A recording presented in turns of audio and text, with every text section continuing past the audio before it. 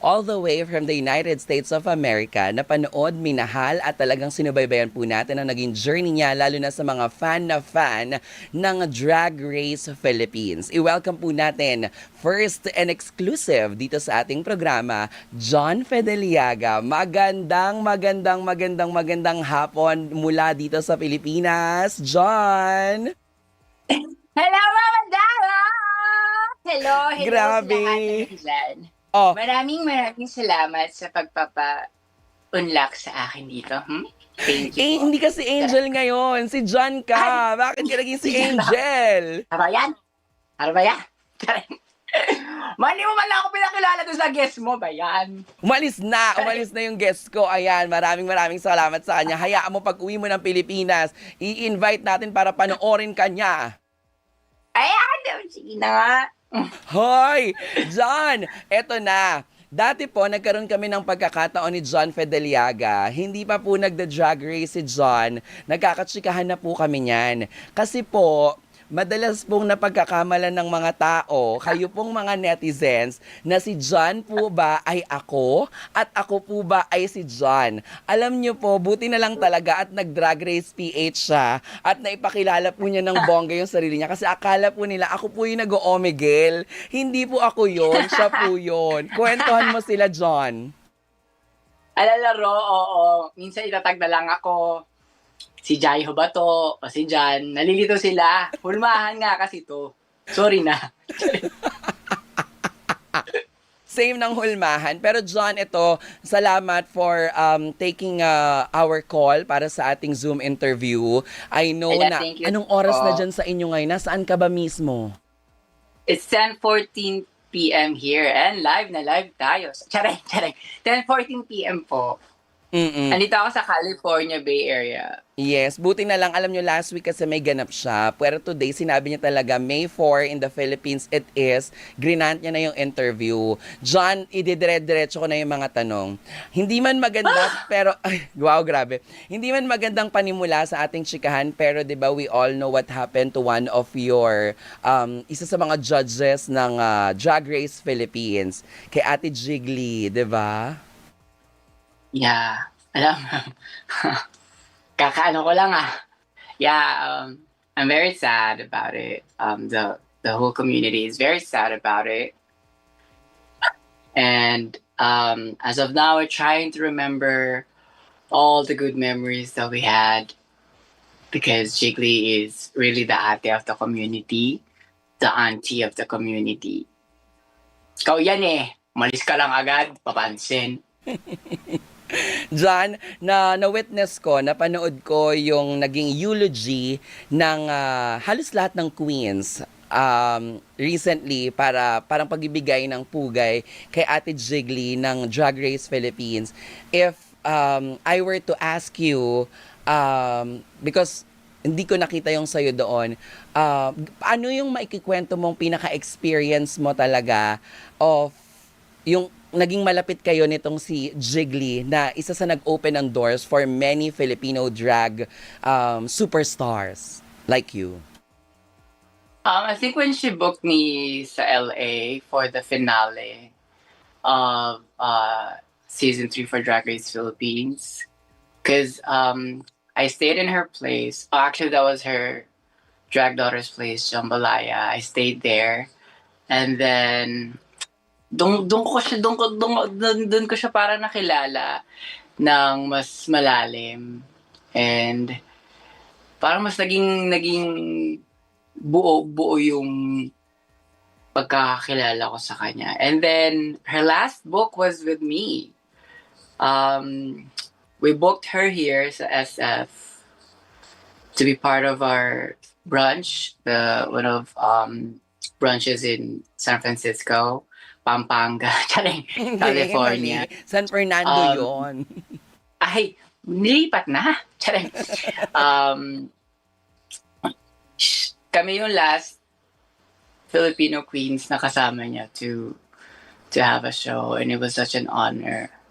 And she was really insisting to be part of the show. So we booked her, and we hang out, and it was really fun. And actually, at those days, she was like, may mga paramdam siya, may mga paano siya na, actually masaya na ako. Okay na ako kung ano. Sabi ko, wow, mga sinasabi mo dyan, yung mga lumalabas sa bibig niya, parang nakakaloka. Parang kukunin na siya. Parang magpapaalam na siya, ganyan. So, dinidedma ko kasi nga, napaka-imposible. And nag-text pa kami pag uwi niya, ganyan. Tapos first time niya nagsabi sa text ng love you. Mm. And it was like, I felt something's wrong about it. Because with all the things that she's been doing the whole time that she was here in San Francisco, it's there's something about it. Like, I feel like, parang, parang magpapaalam ka naman na mami sa mga sinasabi, sa mga ginagawa, sa mga gestures niya. And dinededma ko nga kasi nga, hindi rin naman. Mm-mm. So, ayun. Yeah. Ano ba yan? And then when she was quite quiet, kasi lagi nagtitext sa akin, lagi niya akong sinisenda ng kung ano-ano memes. Mm-mm. Araw-araw yan. Hindi na lang siya natubos. Bigla na lang nawala. And then I was like thinking, maybe because of this upcoming season for Drag Race Philippines, maybe she was really busy about it. So I don't want to like think of bad things about it. Kasi nga baka na-busy siya o ganyan. So I let it. And then one day, someone was telling me they were looking for Jiggly. So naaning ako ng hard. So I contacted her drag daughter Jambalaya, and at that time she told me that ayun nga, nawala na siya ng isang paa. Mm-hmm. And I was really sad because she told me that she's gonna wake up with no legs. I mean, with none of his leg. I mean, her leg. Pass. Charing. Hindi na Sabi niya, kinaya. Mali. sabi niya, keep it private. So I kept it private. However, WoW is asking about her now. So I told them to contact Jambalaya because she have all the informations. But yeah. And then, mga ilang weeks, tinitext-text ko pa siya, pagaling ka, kaya mo yan. Kala ko gising na siya kasi at that time, nung kausap ko si Jambalaya, she was telling me, tinanggal na yung oxygen niya so she can breathe. And then, hinihintay na lang siyang gumising. Tapos, ayun, I was at Vegas. Ang weird pa kasi hapon yun. Mm-hmm. We were at Flamingo, and I remember I literally heard her voice saying John Fideliaga for Flamingo Philippines, because that's what she said on one of my outfit in Drag Race. So I'm like, oh my gosh, I wonder how is she now? Tapos gabi, may nag-text sa akin madami. Wala na nga siya. Ayun. Yun. Naluloka pa ako dyan kasi paborito niya yung kantang yung, ano ba yun? Yung, When I wanna Gusto ko nang bumitaw. Before. Yun. yung gusto ko nang bumitaw. Ay, mali. Iba pala. Yan. Yun naman yun eh. Mali. Yun yung favorite niya. And then yun yung gusto niyang i-perform sa nung binook namin siya. Ay, yung bumitaw si Bading. Oo. Pakainis. Pero alam naman nating lahat, sabi nga ninyong lahat, diba, na nakwento doon sa Drag Race, lalo na yung mga fan ng Drag Race Philippines na parang madalas siya yung nababash. Pero nilinaw na ni Khaled Karen na kasi pala ayaw ni Khaled Karen at ni Mama Pao na sila yung mag-mention ng mga dapat nilang i-comment. At dahil nga matapang ito at talaga namang laking, sa Estados Unidos lumaki, si Jiggly ang nagde-deliver. So, ayan, si Jiggly daw ang nagde-deliver, sabi ni Khaled Karen. 'Di ba? I know na Oo. ang mga drag queens natin ngayon na mahuhusay ay nagluluksada sa pagkawala nga ni Jiggly. Pero sabi nga ninyo, 'di ba, na kapag nandun na siya, ipagpatuloy niyang pag-perform doon sa langit. Pero John, maraming nagmahal sa iyo dahil talagang nung na-eliminate ka, trending ka ng ilang araw dahil hindi nila matanggap na ikaw ang na-out nung sa season ninyo. Yung moment ba na yun ang pinaka-kino-consider mo na pinaka-memorable na naging ganap mo? Yeah, I guess. Actually, when that was happening, nasa ano ako, inikot ko yung tatlong bar na pinag-review one party. Mhm. And then after nun kasi, lilipad na ako, diretso na ako dito nun. So parang naka-ready na yung gamit ko. And the love and support that people are sending is parang napapalitan yung lungkot ko. Mas nalulungkot lalo ako. Kasi nakikita mo na parang na-disappoint sila dahil ayaw nilang mawala ka doon. Oh, so, damay-damay pala. Ayoko na. So, mabuti na lang, nasa aeroplano na ako. And, hindi ko na tinignan yung phone ko. So, kasi nga, mas masasad ako kasi pauwi na ako. So, pauwi na ako dito. And then, at that time too, I have like show for our finale here naman. Ay, for that episode naman here in SF. Yeah, it was really heavy, but at the same time, it was like, kind of like,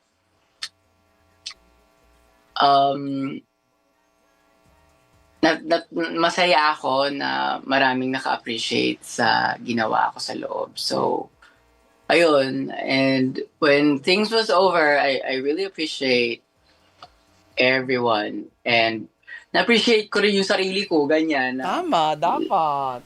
Laga, galing mo ah. Galingan sila sa'yo ah. Parang ganyan. Pero 'di ba John, grabe, napanood ko kasi yung vlog, yung sunod-sunod mong vlogs, 'di ba, na parang yung naging journey mo hindi pala ganoon kadali at ang sipag mo ha, ikaw ang pupunta sa baklaran, ikaw ang nagpupunta doon sa pagawaan mo ng mga gowns at isusuot mo, pabalik-balik ka, nakikita ko yung pagod sa mukha mo pero ipinush mo talaga ang Drag Race Philippines. Yes, yes. Kasi at that time, actually ugarin ako noon. The pagod is not there actually, to be honest. Charing. Kasi kinakabahan ako. Sino mga kalaban ko, ganyan. Tapos, I want this, I want my fantasy to be like out there as well. Mhm. And anong mga challenges ako mag-excel and mabibigo? Yung last pala. Charing.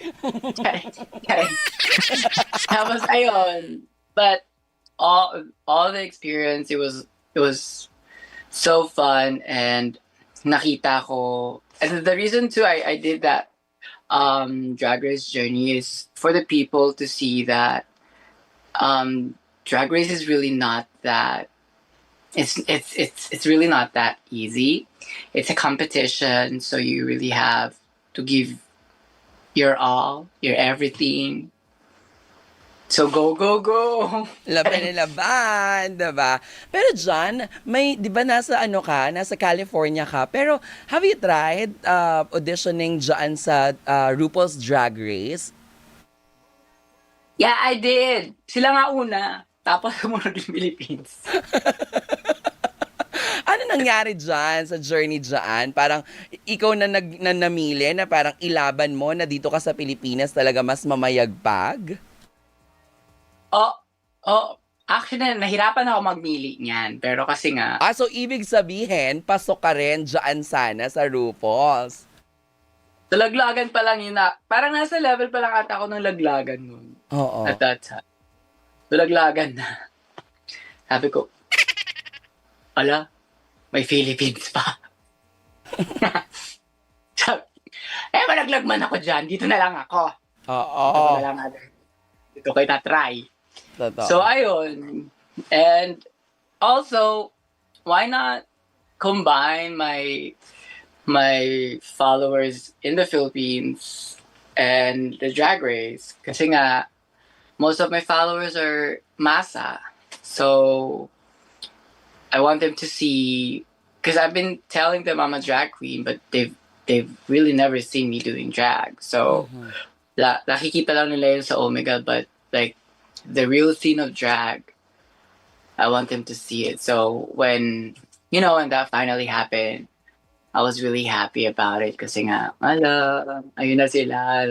Alam na nila ang Drag Race. Ayan. So, I'm really, really happy about it.